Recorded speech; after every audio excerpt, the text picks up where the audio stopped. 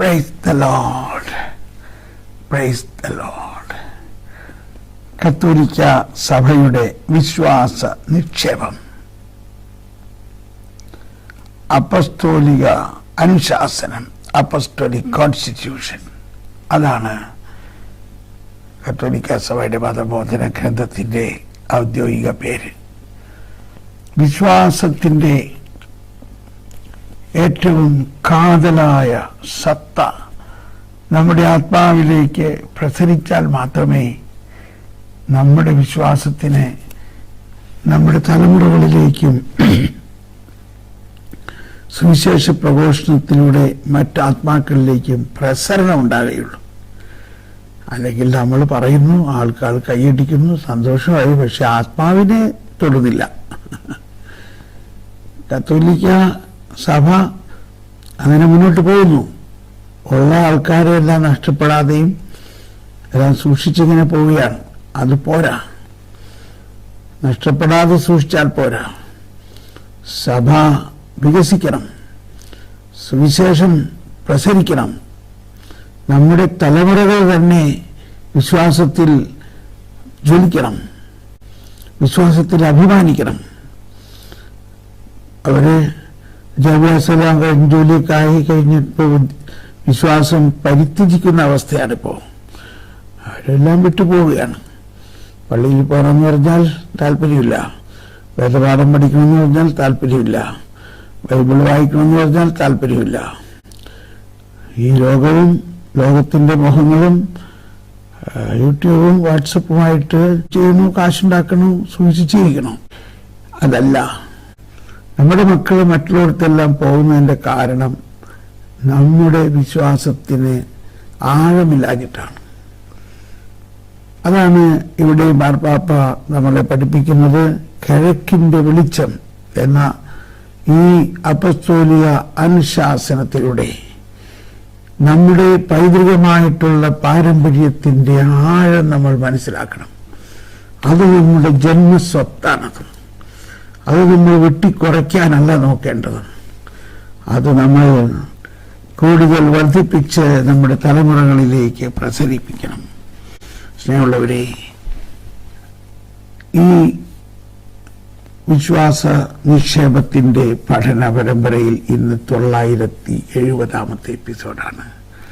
July മാസം 31. ഇതാ July മാസം കഴിഞ്ഞു. കിഴക്കിൻ്റെ വെളിച്ചം ഇനിയും വീശാത്തിടങ്ങളിൽ, പ്രത്യേകിച്ച് എറണാകുളം അങ്കമാലി അതിരൂപതയിൽ ബിഷപ്പുമാർക്കും വൈദികർക്കും സന്യസ്തർക്കും അൽമായ വിശ്വാസികൾക്കും സഭയുടെ ഈ വിസ്മരണീയമായ പ്രബോധനത്തെ മനസ്സിലാക്കാനും അതിനോട് എളിമയോടെ സ്വീകരിക്കാനും ഉള്ള ഒരു മനസ്സ് ഉണ്ടാകാൻ വേണ്ടി നമുക്ക് പരിശുദ്ധാത്മാവിനെ വിളിച്ച് പ്രാർത്ഥിക്കാം. അതിന് ദൈവപരിപാലന നമ്മൾ വിജയ പതാകയാണ്. ദൈവപരിപാലനയിൽ ആശ്രയിക്കുക. നമുക്കൊന്നിനും കുറവുണ്ടാകയില്ല. അവൻ എഴുന്നേറ്റ് ഭക്ഷണപാനീയങ്ങൾ കഴിച്ചു. അതിന്റെ ശക്തി കൊണ്ട് 40 രാവും 40 പകലും നടന്നു. Praise the Lord. കർത്താവിന്റെ മലയായ ഹെറോവിലെത്തി. 1 രാജാക്കന്മാർ 19:8. ലത്തീൻ ആരാധനാക്രമത്തിൽ ഈ കാലഘട്ടത്തിൽ കഴിഞ്ഞ ഞായറാഴ്ച മുതൽ 5 ഞായറാഴ്ച വിശുദ്ധ കുർബാനയെ കുറിച്ചാണ്. അതിനൊരു ദിവസം ഈ വായനയുണ്ടാകും. ജീവന്റെ അപ്പത്തെക്കുറിച്ച്. ഇതാണ് ജീവന്റെ അപ്പത്തെക്കുറിച്ചുള്ള ഒരു പഴയ നിയമ ചിന്ത. 5 ഞായറാഴ്ചകളിൽ യോഹന്നാന്റെ സുവിശേഷത്തിന്റെ 1 മുതൽ 69 വരെയുള്ള 5 ഭാഗങ്ങളായിട്ട് വിശുദ്ധ കുർബാനയെ കുറിച്ചാണ്. ഇനി ഇന്നത്തെ ക്ലാസ്സിലേക്ക് പ്രവേശിക്കാം. കിഴക്കിന്റെ വെളിച്ചത്തിന്റെ 5ാമത്തെ ഖണ്ഡികയാണ് നമ്മൾ പഠിച്ചുകൊണ്ടിരിക്കുന്നത്. 5ാമത്തെ ഖണ്ഡികയിൽ അതിന്റെ ആദ്യ അധ്യായമാണത്. Knowing the Christian east. വരുവിൻ.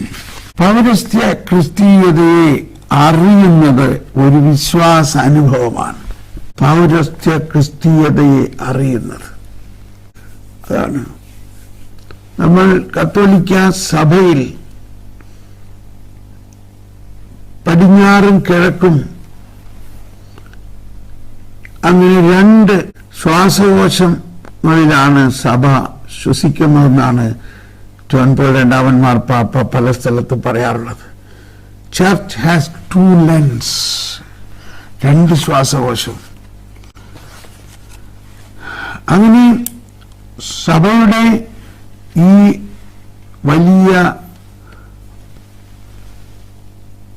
വിശാലതയെ നമ്മൾ അറിയുന്നത് തന്നെ വിശ്വാസത്തിൻ്റെ ഒരനുഭവമാണ്.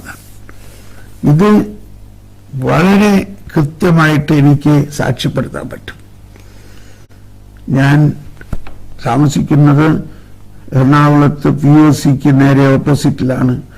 POC എന്ന് പറഞ്ഞാൽ കേരള കത്തോലിക്ക സഭയുടെ ബിഷപ്പ് കോൺഫറൻസിൻ്റെ എല്ലാം ആസ്ഥാനമാണ്. അവിടെ 3 റീത്തിലും കുർബാന ചെല്ലും. ഒരു ദിവസം സുറിയാനി, ഒരു ദിവസം ലത്തീൻ, ഒരു ദിവസം മലങ്കര. അങ്ങനെ ഈ 3 റീത്തും കുർബാന അർപ്പിക്കുകയും അതിനെക്കുറിച്ച് പഠിക്കുകയും ആ 3 റീത്തിൻ്റെയും വ്യത്യസ്തത സന്തോഷത്തോടെ സ്വീകരിക്കുകയും അങ്ങനെ ഞാൻ എൻ്റെ ജീവിതത്തിൽ എനിക്ക് വലിയൊരു അനുഗ്രഹമാണത്. അതിനുശേഷം യൂറോപ്പിൽ വന്നപ്പോഴാണ് 4മതൊരു റീത്തും കൂടി എനിക്ക് മനസ്സിലാക്കാനും പഠിക്കാനും സാധിച്ചു. അത് ബൈസന്റൈൻ റീത്താണ്. ഇതിനെക്കുറിച്ചൊക്കെ ഞാൻ പല പ്രാവശ്യം പറഞ്ഞു. എങ്കിലും ഇപ്പൊ ഈ 4 റീത്തിനെ കുറിച്ച് ഞാൻ ഒന്ന് സൂചിപ്പിച്ചു എന്നേ ഉള്ളൂ. അങ്ങനെ മറ്റ് റീത്തുകളെ സ്വീകരിക്കുകയും അവയുടെ വ്യത്യസ്തത സഭയുടെ കാഴ്ചപ്പാടിൽ സ്വീകരിക്കുകയും ചെയ്തപ്പോൾ എൻ്റെ വിശ്വാസത്തിൽ വലിയ ഒരു ഉയർച്ച ഉണ്ടായി. എനിക്കത് ശരിക്കും മനസ്സിലായത്. ഇപ്പോൾ ഞാൻ ചിന്തിക്കുമ്പോഴും അതിനു മുൻപുള്ള എൻ്റെ വിശ്വാസ അനുഭവവും ഈ 4 റീത്തുകളും അതിലെ പ്രത്യേകതകളെല്ലാം പഠിച്ചു കഴിഞ്ഞപ്പോഴുള്ള വിശ്വാസാനുഭവവും വളരെ വ്യത്യാസമാണ്. വിശുദ്ധ കുർബാന സ്വീകരണവും വിശുദ്ധ കുർബാനയിൽ പങ്കുചേരുന്നതും വിശുദ്ധ കുർബാനയ്ക്ക് വേണ്ടിയുള്ള ആ ദാഹവും ആ റൂഹാസന പ്രാർത്ഥനകളും എല്ലാം സ്നേഹമുള്ളവരെയും. അതുകൊണ്ട് ഇനിയും നിങ്ങൾ ആർക്കെങ്കിലും എന്തെങ്കിലും ഇതിൽ സംശയമുണ്ടെങ്കിൽ നമുക്ക് ഇനി ഇതിൽ കൂടുതൽ ഇതിനെക്കുറിച്ച് പഠിപ്പിക്കാൻ ആർക്കും പറ്റുമെന്ന് എനിക്ക് തോന്നണില്ല. സ്നേഹമുള്ളവരെ, ഈ കിഴക്കിന്റെ വെളിച്ചം ഇപ്പൊ നമ്മൾ 110ഓളം എപ്പിസോഡുകൾ കഴിഞ്ഞു. നമ്മൾ അതിന്റെ 2ാമത്തെ റൗണ്ട് വിശദീകരണ പ്രബോധനം തീരാൻ പോവുകയാണ്. 1ാം അധ്യായം കഴിഞ്ഞു. ഇനി ഇതിനു ശേഷം അതിന്റെ ആമുഖവും കൂടി വന്നാൽ ഒരു 4-5 എപ്പിസോഡ് കൊണ്ട് ഒരാഴ്ച കൊണ്ട് ഇത് തീരുകയാണ്. ഇത് തീരുന്നു എന്നിട്ടും നമ്മൾ ആർക്കെങ്കിലും ഇനിയും ഈ കാര്യത്തിൽ എന്തെങ്കിലും സംശയമുണ്ടെങ്കിൽ അത് തീർക്കാൻ നമ്മൾ കടപ്പെട്ടതാണ്. നിങ്ങൾ വ്യക്തിപരമായിട്ട് എനിക്ക് മെസ്സേജ് അയക്കാം. എന്താണ് നിങ്ങളുടെ യഥാർത്ഥ സംശയമെന്ന് അറിയാനും അതിനെ ഞാൻ മാറ്റിത്തരാം. തീർച്ചയായിട്ടും നമുക്കത് മാറ്റണം. കാരണം ഈ 970 ക്ലാസ് ഇന്ന് ഇത് തീരുമാനിക്കുക ഒരു 10 ക്ലാസ് കൂടി വിചാരിച്ചു. 980 ക്ലാസ്സിൽ ഒരു 120ഓളം ക്ലാസ്സോളം കിഴക്കിന്റെ വെളിച്ചത്തെക്കുറിച്ച് നമ്മൾ പഠിച്ചിട്ട് ഇനിയും നമ്മൾ സംശയമാണെങ്കിൽ അത് ശരിയല്ല. അത് തീർച്ചയായിട്ടും മാറ്റണം. അല്ലെങ്കിൽ പഠിപ്പിച്ച സാറിന് ജോലിയിൽ നിന്ന് പിരിച്ചുവിടും കർത്താവ്. അതുകൊണ്ട് എൻ്റെ ജോലി കളയരുത്. ഇത് പഠിപ്പിച്ച സാറിന്റെ ദൂഷ്യം കൊണ്ടാണ് ഇത്രയും പഠിച്ചിട്ടും ഇത് മനസ്സിലായില്ലെങ്കിൽ. അതിനെപ്പറ്റിയെങ്കിലും നിങ്ങൾ എൻ്റെ അടുത്ത് പ്രൈവറ്റ് ട്യൂഷന് വേണ്ടി സ്വീകരിച്ച് ഞാൻ അത് മനസ്സിലാക്കി തരാം. അങ്ങനെ നമ്മൾ ഇത്രയും പേര് ഈ ക്ലാസ് ഓൺലൈനായിട്ടും ഓഫ്ലൈനായിട്ടും കേൾക്കുന്ന ഇത്രയും പേര് വ്യക്തമായി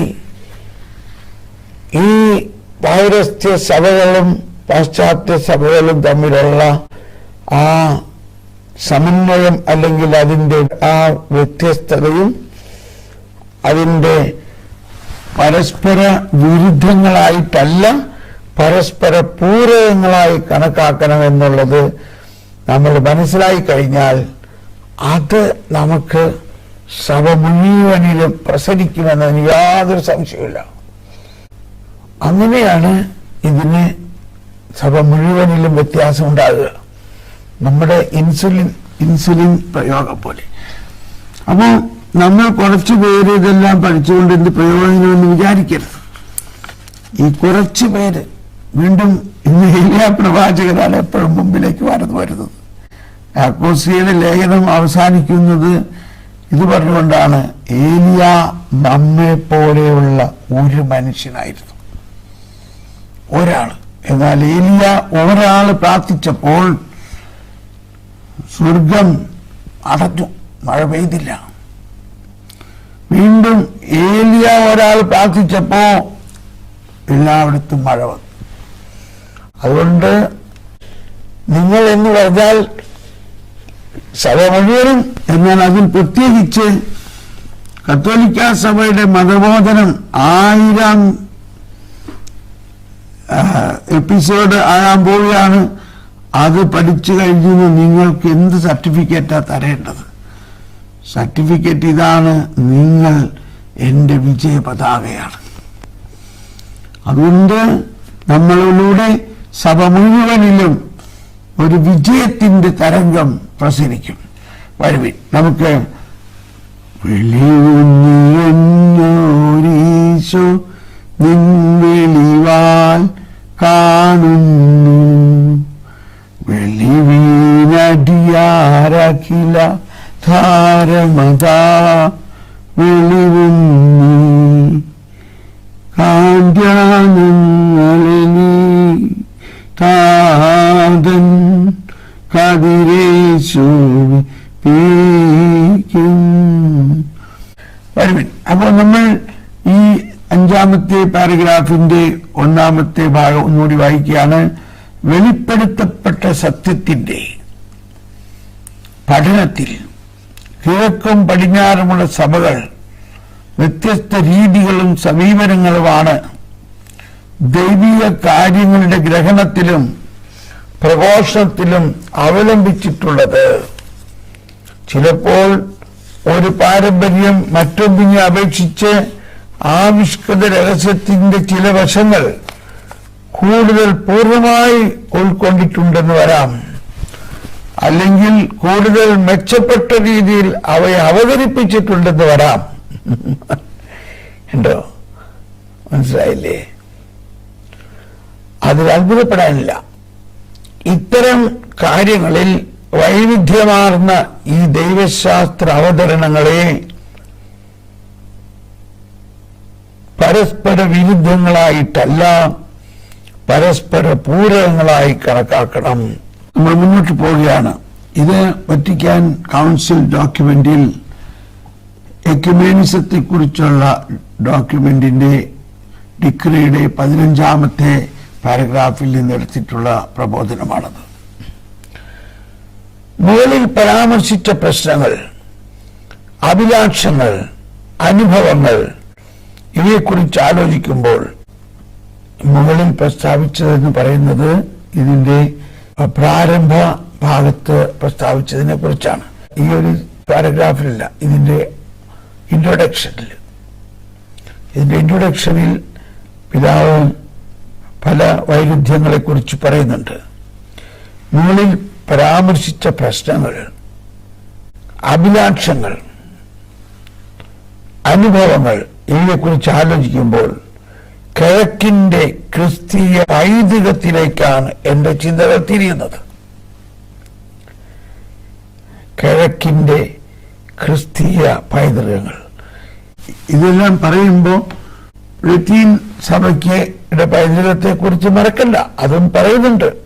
പക്ഷേ കിഴക്കിന്റെ പൈതൃകത്തിന് പ്രത്യേക ചില കാരണങ്ങൾ പിതാവ് പഠിപ്പിക്കുന്നത് നമ്മൾ കേൾക്കണം. ഇത് സഭ മുഴുവനും വേണ്ടിയിട്ടാണ്. സഭ പടിഞ്ഞാറൻ സഭയിലുള്ളവരും ഇത് മനസ്സിലാക്കണം. കിഴക്കിന്റെ ക്രിസ്തീയ പൈതൃകത്തിലേക്കാണ്. Wondering over the questions, aspirations and experiences I have mentioned, my thoughts turn to the Christian heritage of the East. I do not intend to describe that heritage or interpret it. I listen to the churches of the East, which I know are living interpreters of the treasure of the tradition they preserve. അതാണ്. എന്നിട്ട് വീണ്ടും പറയാണ്, ആ പിതൃസ്വത്തിനെ വിവരിക്കാനോ വ്യാഖ്യാനിക്കാനോ ഞാൻ ഉദ്ദേശിക്കുന്നില്ല. കാരണം എന്താ, അതവിടെ സ്വത്തായിട്ടുള്ളതാണ്, അതിനെക്കുറിച്ച് പറയേണ്ട ആവശ്യമില്ല. തങ്ങൾ സംരക്ഷിക്കുന്ന പാരമ്പര്യമാകുന്ന നിധിയുടെ ജീവിക്കുന്ന വ്യാഖ്യാതാക്കളാണ് കിഴക്കുള്ള സഭകളെന്ന് എനിക്കറിയാം കേട്ടോ. ഇപ്പൊ നമ്മുടെ സമ്പത്തിനെ കുറിച്ച് നമ്മൾ വ്യാഖ്യാനിക്കേണ്ട ആവശ്യമില്ല, അതവിടെ ഉണ്ട്. അതിനെ നമ്മൾ അത്രത്തോളം പൂജ്യമായിട്ട് കാത്തു സൂക്ഷിക്കുന്നതാണ്. അതാണ് അവിടെ പറയുന്നത്. നമ്മൾ സംരക്ഷിക്കുന്ന പാരമ്പര്യമാകുന്ന നിധിയുടെ ജീവിക്കുന്ന വ്യാഖ്യാതാക്കളാണ് കിഴക്കുള്ള സഭകളെന്ന് എനിക്കറിയാം കണ്ടോ. ഇത് എറണാകുളത്തുകാർ കൃത്യമായിട്ടത് മനസ്സിലാക്കണ്ടയോ?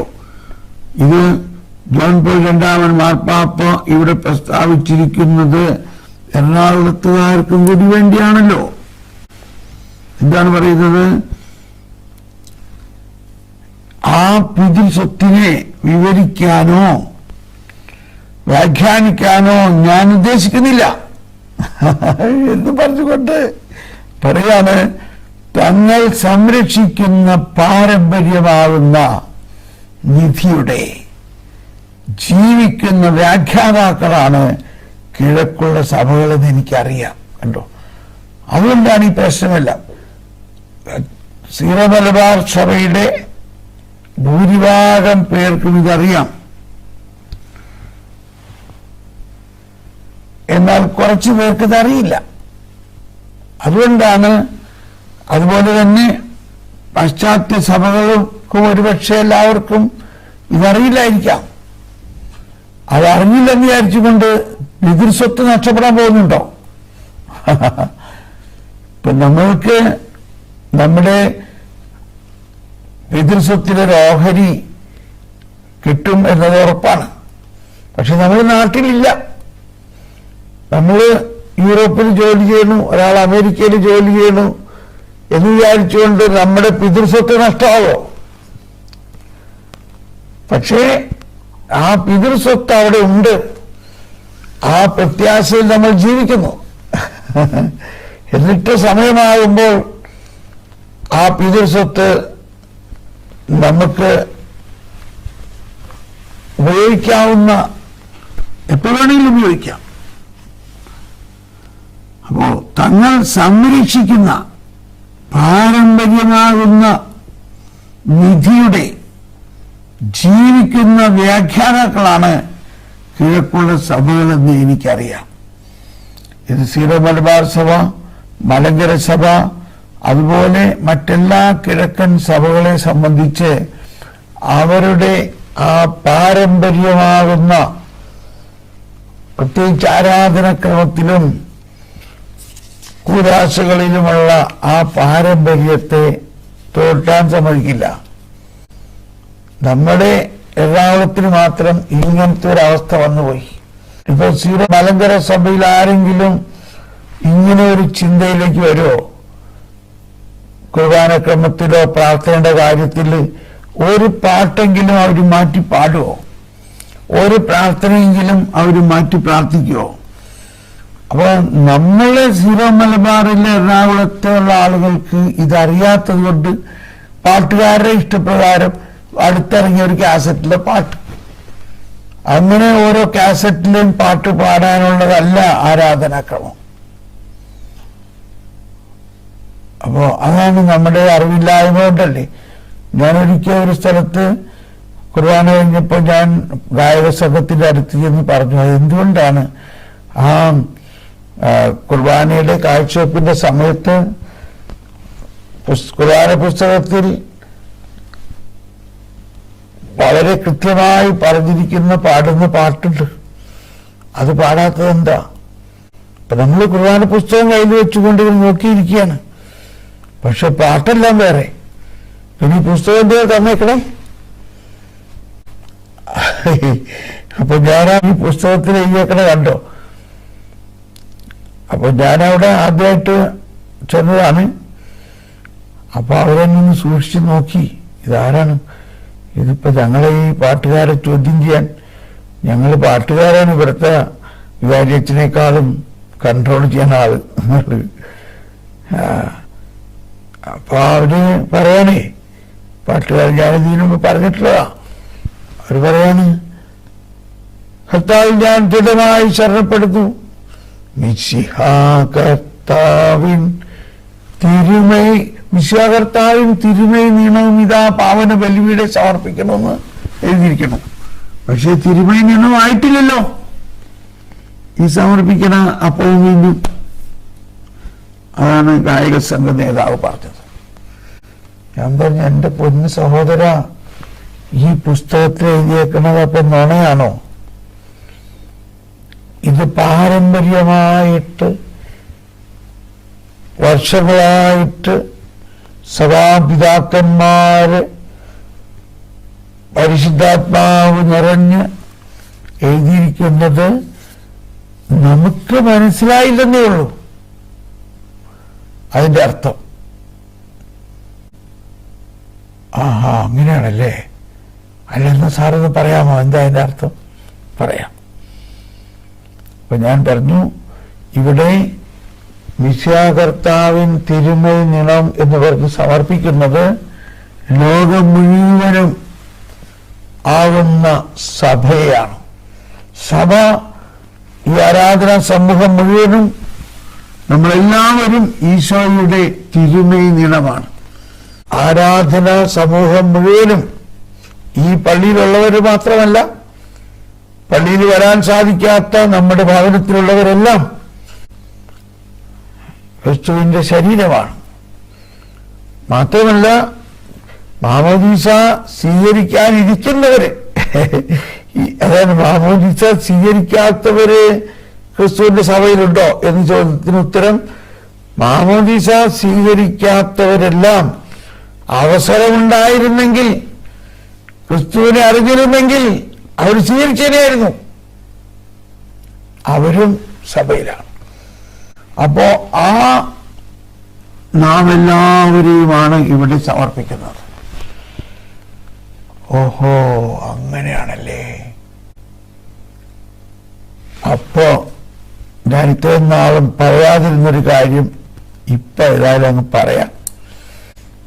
അപ്പൊ അദ്ദേഹം പറയണേ, അതെ, ഞങ്ങളുടെ വികാരി അച്ഛനും ഇത് തന്നെ പറയണേ, അതുകൊണ്ടാണ് അത് പാടാത്തത്.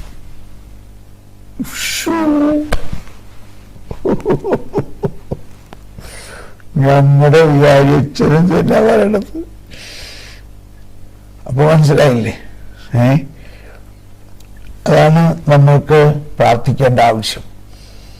വൈദികർക്കും സന്യസ്തർക്കും തന്നെ ഈ അവബോധം ഉണ്ടായാലേ വിശ്വാസികൾക്കുണ്ടാവുള്ളൂ, കായിക സംഘത്തിനുണ്ടാവുള്ളൂ.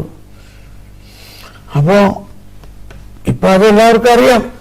എറണാകുളത്തെ പ്രശ്നങ്ങളിലൂടെ ഒന്ന് മനസ്സിലായത്, ഇതിനെക്കുറിച്ചുള്ള അവബോധം ചില ബിഷപ്പുമാർക്കുമില്ല, വൈദികർക്കുമില്ല, സന്യസ്തർക്കുമില്ല എന്ന് ശരിക്ക് പരസ്യമായി നമുക്ക് മനസ്സിലായി. ആരും കുറ്റം പറയാത്തത്, അതുള്ള കാര്യം മനസ്സിലായി. അപ്പോ അതുകൊണ്ടാണ് നമ്മളിങ്ങനെ വളർച്ചയില്ലാതെ മുരടിച്ച് പോകുന്നത്.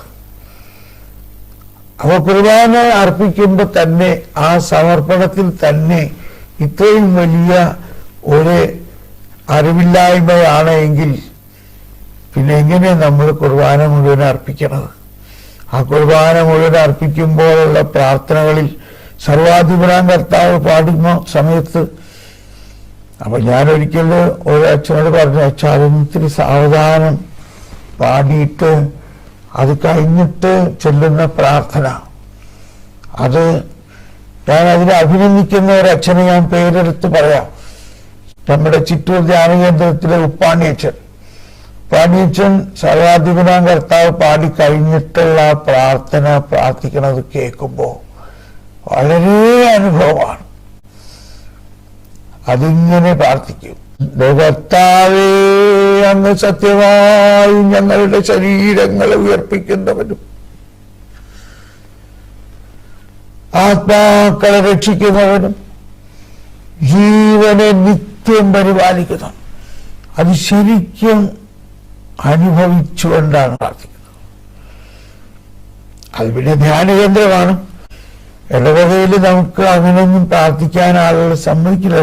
സമയം പോകണം, നമുക്ക് സ്കൂളിൽ പിള്ളേരെ കൊണ്ടുപോകണം, ജോലിക്ക് പോകണം, ഇങ്ങനെയൊന്നും. അപ്പൊ അതാണ് വേറൊരു ടെൻഷൻ. എന്തായാലും ആ പ്രാർത്ഥനകളിൽ അടങ്ങിയിരിക്കുന്ന നിധി നമ്മൾ കണ്ടെത്താണെങ്കിൽ, നമ്മൾ ഈ ഗ്രൂപ്പിലുള്ളവർ തന്നെ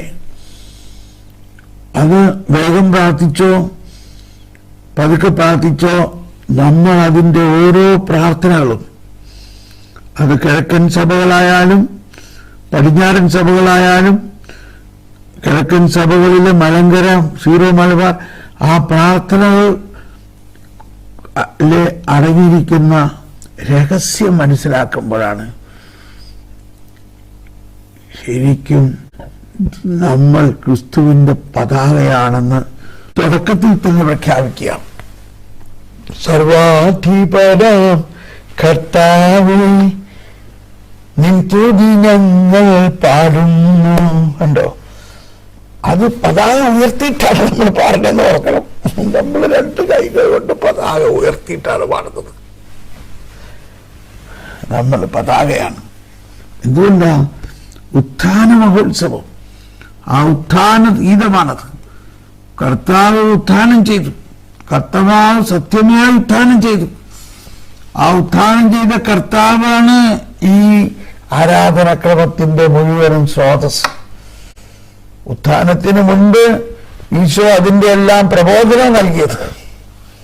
എന്നാൽ ഉത്ഥാന ശേഷം ആദ്യം തന്നെ ചെയ്തത്, എമ്മാവൂസിലേക്ക് പോകുന്ന വഴിക്ക് ഈ വിശുദ്ധ കുർബാന തന്നെ ഒരു പ്രത്യേക രീതിയിൽ നമുക്ക് അർപ്പിച്ച് കാണിച്ചു തരികയാണ് ചെയ്തത്. അപ്പോൾ ഇതെല്ലാം പറയുന്നത്, തങ്ങൾ സംരക്ഷിക്കുന്ന, നമ്മുടെ പാരമ്പര്യത്തെ സംരക്ഷിക്കണം എന്നുള്ള വിചാരം നമുക്ക് ആർക്കെങ്കിലും ഉണ്ടോ? ഉണ്ടാകണം. അതില്ലാത്തത് കൊണ്ടാണ് ഈ പ്രശ്നം. തങ്ങൾ സംരക്ഷിക്കുന്ന പാരമ്പര്യമാകുന്ന നിധിയുടെ, ഞാൻ അത് എന്നാലാവുന്ന പോലെ കഴിഞ്ഞ 25-ലേറെ വർഷമായിട്ട് ഈ നിധിയെ സംരക്ഷിക്കുകയും എവിടെയെല്ലാം അത് പ്രഘോഷിക്കാൻ അവസരം കിട്ടുന്നോ വലിയ സെമിനാരിയിൽ പോലും അത് പ്രഘോഷിക്കുകയും ചെയ്യുന്നുണ്ട്. ഫ്ലൈറ്റിലെല്ലാം വെച്ച അച്ഛന്മാരെയും കന്യാസ്ത്രീമാരെയും പിതാക്കന്മാരെ തന്നെ കാണുമ്പോൾ ഞാൻ അവരോട് പെട്ടെന്ന് ഞാൻ കിട്ടിയ സമയം കൊണ്ട് എൻ്റെ വിശുദ്ധ കുർബാന അനുഭവം പറയും. കഴിഞ്ഞ ആഴ്ച ഇവിടെ രാജ്കോട്ടിൽ നിന്നുള്ള ജോസ് പിതാവ് ഇവിടെ വരാനിടയായി. അപ്പോൾ ഞാൻ ഈ കിഴക്കിന്റെ വെളിച്ചം പുസ്തകം എടുത്ത് പാടിച്ചു കൊടുത്തുകൊണ്ട് ഞാൻ ഈ പാട്ട് പാടി കാണിച്ചു. ചെറിയവരെല്ലാം അത് പാടിയിട്ട് അവസാനം പറഞ്ഞു കേട്ടോ, നമ്മളെല്ലാവരും അന്ത്യദിനത്തിൽ ഉയർത്തെഴുന്നേറ്റ് കർത്താവ് മിശിഹായുടെ കൂടെ ആയിരിക്കും എന്ന് ഈ ഓരോ കുർബാനയിലും നമ്മൾ പ്രഖ്യാപിച്ചുകൊണ്ട് ആ ബോധ്യത്തിലാണ് നമ്മൾ കുർബാന സ്വീകരിക്കുന്നത്. രാജ്യത്തിലുള്ള വിശ്വാസത്തോടെ കർത്താവ് മിശിഹായുടെ ശരീരവും രക്തവും സ്വീകരിക്കാൻ തിരുസഭ നമ്മൾ ക്ഷണിക്കുന്നു. പിതാവേ, ഇതാണ് ഞാനിവിടെ പഠിപ്പിക്കുന്നതെന്ന് പറഞ്ഞു. പിതാവ് ഇങ്ങനെ കണ്ണുമിഴിച്ച് എന്നെ ഒന്ന് നോക്കി. എടാ, ഇങ്ങനെ ഈ ജർമ്മനിയിൽ ഇരുന്നുകൊണ്ട് ഇവൻ ഇങ്ങനത്തെ കാര്യങ്ങൾ ചെയ്യണ്ടോ? അങ്ങനെ നോക്കി. എന്നിട്ട് വിസിറ്റിംഗ് കാർഡ് എടുത്ത് എനിക്ക് തന്നു. അതിൻ്റെ അർത്ഥം ഞാൻ അവിടെ വന്ന് അവിടെ പ്രോഗ്രാമുകൾ നടത്തുമെന്നുള്ളതാണ്. എനിക്ക് ഒരു സെന്റൻസ് പറയാൻ അവസരം കിട്ടി. ഞാൻ ആ ഒരു സെന്റൻസിൽ എന്ത് പറഞ്ഞു? തങ്ങൾ സംരക്ഷിക്കുന്ന പാരമ്പര്യമാകുന്ന നിധിയുടെ ജീവിക്കുന്ന വ്യാഖ്യാതാക്കളാണ് കിഴക്കൻ സഭകളെന്ന് എനിക്കറിയാം. കണ്ടോ, പ്രൈസ് ദി ലോർഡ്. ഇത് ഞാൻ പറഞ്ഞു, ഇതിപ്പോ വായിച്ചപ്പോഴാണ് അത് ശരിക്കും മനസ്സിലാവുന്നത്. കണ്ടോ, നമ്മ ഒരു സെന്റൻസ് പറഞ്ഞാൽ അതിൻ്റെ അകത്ത് ഈ നിധി ഉണ്ടാകണം. ഈ നിധി താങ്കൾ സംരക്ഷിക്കുന്ന പാരമ്പര്യമാകുന്ന നിധിയുടെ ജീവിക്കുന്ന വ്യാഖ്യാതാക്കളാണ് ഞങ്ങൾ. അപ്പൊ എന്നോട് ചിലർ ചോദിക്കും, ഇതൊക്കെ ഞാൻ പറയുന്നത് നിങ്ങളെ ട്രെയിനിങ് ശരിയാണ്, ഇതൊക്കെ പഠിച്ചുകൊണ്ട് എന്ത് പ്രയോജനം എന്ന് പറഞ്ഞിരിക്കാനല്ല. നിങ്ങളുടെ മുഖത്ത് ആ വിജയം കാണണം, നിങ്ങളുടെ കണ്ണുകളിൽ ആ തുടിപ്പുണ്ടാകണം. ഇതെല്ലാം എന്നോട് ഓരോരുത്തരും ചോദിക്കാൻ, എൻ്റെ കണ്ണിലേക്ക് സൂക്ഷിച്ച് നോക്കിയിട്ട് എന്നോട് പറയാണ് you are speaking with great conviction. നീ വലിയ ബോധ്യത്തോടാണല്ലോ പറയണെന്ന്. അതെ, ഈ കാരണം കർത്താവ് ഉയർത്തെഴുന്നേറ്റ കർത്താവ് ചുമിച്ചായാണ് ഞാൻ എല്ലാ ദിവസവും ഭക്ഷിക്കണം പാനം ചെയ്യണത്. പിന്നെ ബോധ്യമില്ലാതിരിക്കോ? അപ്പൊ ആ ബോധ്യം ഉണ്ടാകുമ്പോ അത് കണ്ണിൽ കാണാം. അപ്പോ നമ്മുടെ ജീവിതത്തില് ഈ ഒരു കാര്യം നമ്മൾ ഓരോ വ്യക്തിയിലും ഉണ്ടാകാൻ സാധിക്കും. തങ്ങൾ സംരക്ഷിക്കുന്ന പാരമ്പര്യമാകുന്ന നിധിയുടെ ജീവിക്കുന്ന വ്യാഖ്യാതാക്കളാണ് കിഴക്കുള്ള സഭകളെന്ന് എനിക്കറിയാം. ഈ സഭകളെന്ന് പറയുന്ന വെച്ചാൽ സഭയുടെ വക്താവ് ആരാ? നമ്മൾ ഓരോരുത്തരുമാണ്. നമ്മൾ ഓരോരുത്തരും ഈ ബോധ്യത്തോടെ വിശുദ്ധ ബലി അർപ്പിക്കുകയും ആ ബോധ്യത്തോടെ നമ്മുടെ ഹൃദയത്തിൽ ആ സഭയെക്കുറിച്ചുള്ള ജ്വലനമുണ്ടാകണം. അത് നമ്മുടെ കണ്ണിൽ തിളങ്ങണം.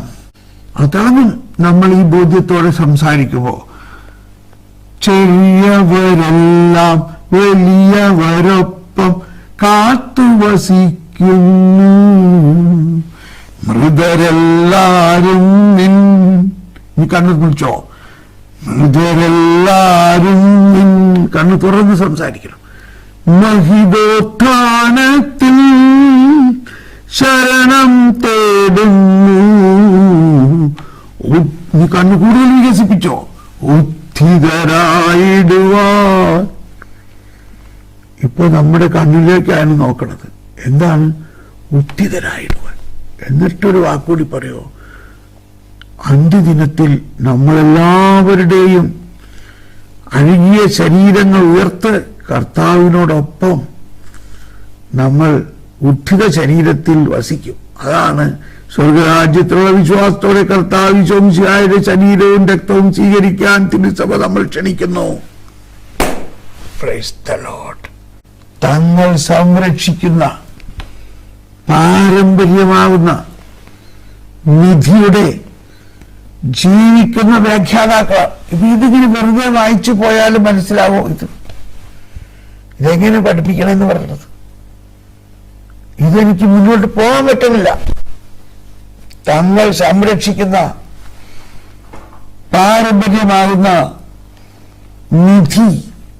നിധിയുടെ ജീവിക്കുന്ന വ്യാഖ്യാതാക്കളാണ്.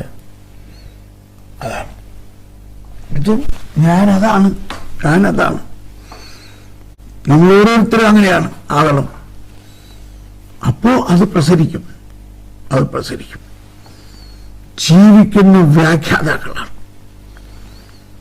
കിഴക്കുള്ള സഭകളെന്ന് എനിക്കറിയാം. കണ്ടോ, മാർപ്പാപ്പ പോലും പറയാണ് എനിക്കറിയാം.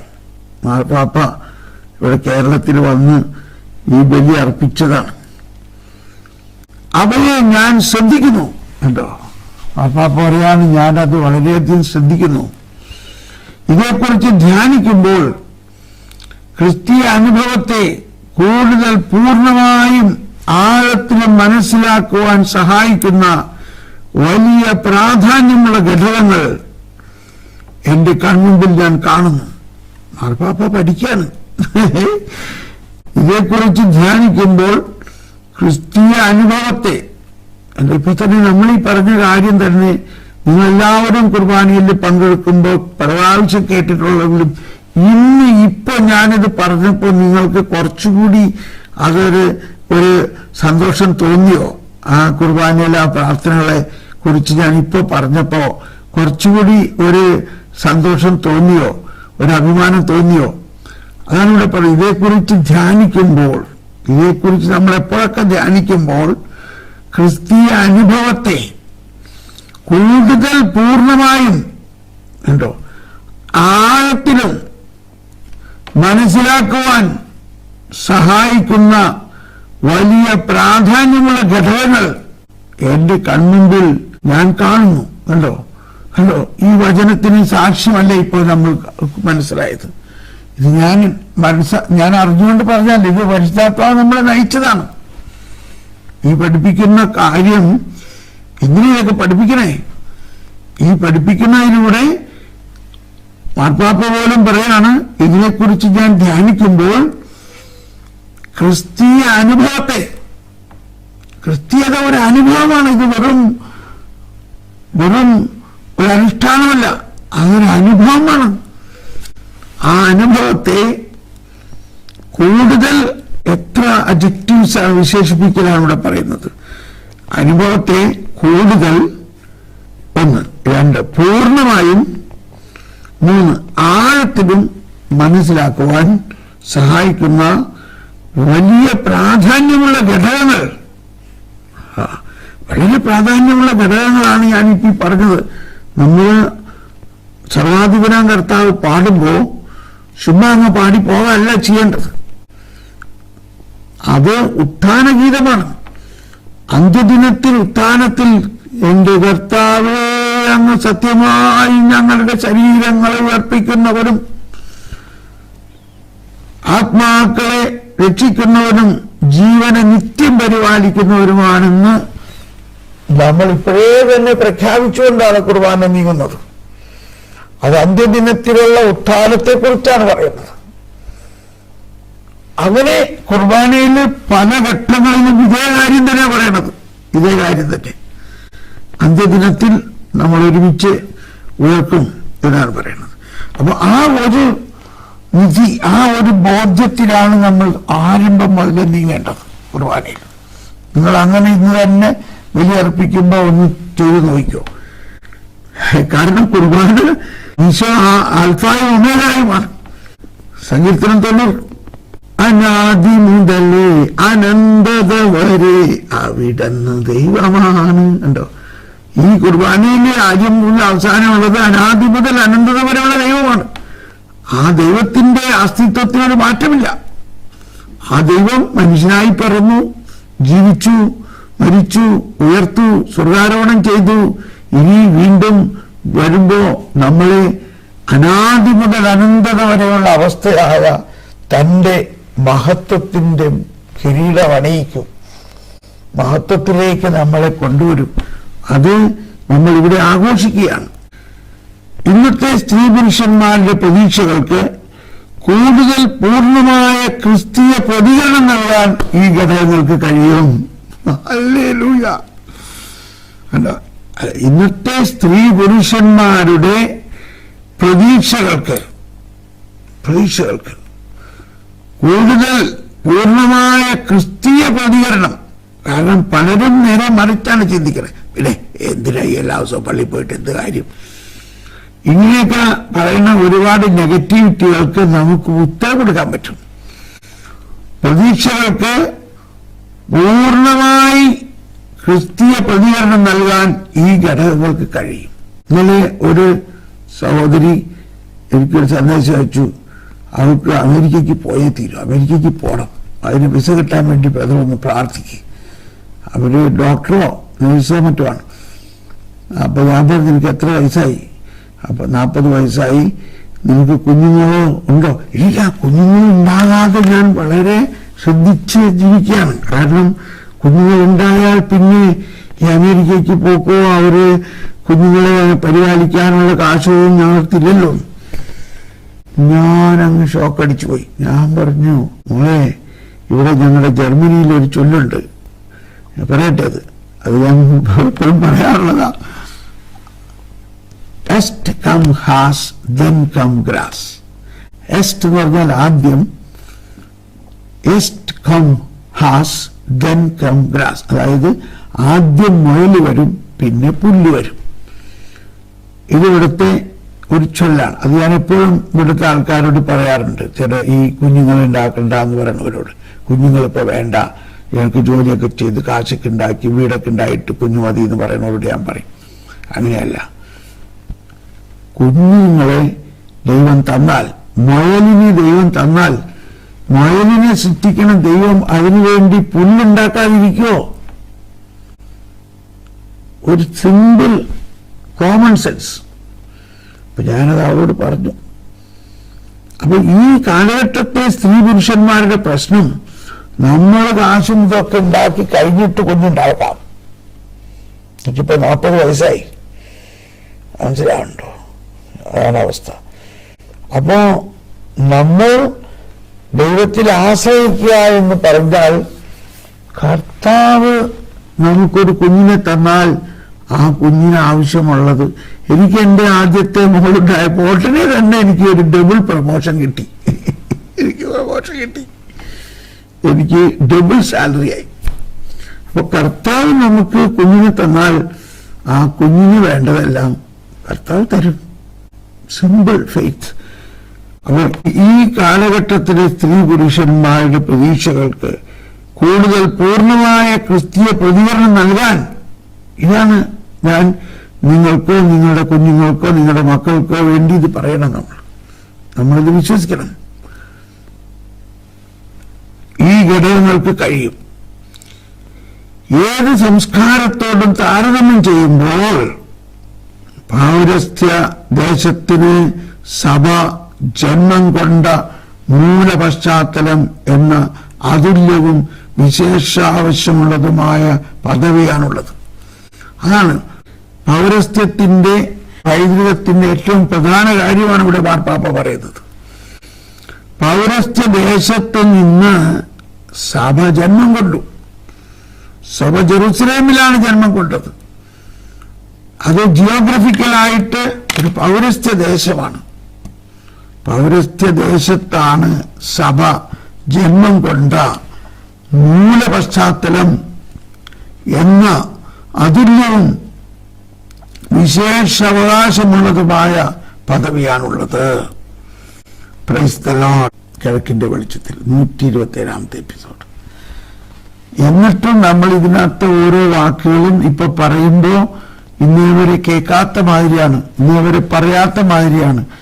ഇത്രയും ആഴമാണ് ഇതിൽ പറഞ്ഞിരിക്കുന്നത്. അതുകൊണ്ട് നമുക്ക് വിജയപതാകയായിട്ട്, okay, praise the lord. Thank you. എല്ലാവർക്കും നന്ദി.